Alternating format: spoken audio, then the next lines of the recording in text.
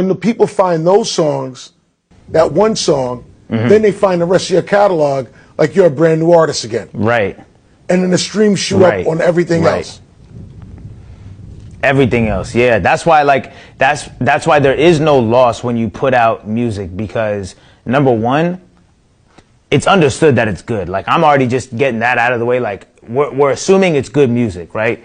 So if it's good music, it's impossible for there to be too much of it, because all that's going to happen is your fans are going to be happy, and you're going to generate momentum, I think, on a spiritual and energy level within the universe, and you're generating this momentum. And at some point, one of these is going to take off, and when it does, people, now you're at this new point of discovery, and now they're coming back and doing their homework, and they see like, oh shit, I don't have to even scroll down till 2018 to get his most recent album. He put out 30 songs this year, and they're all fire.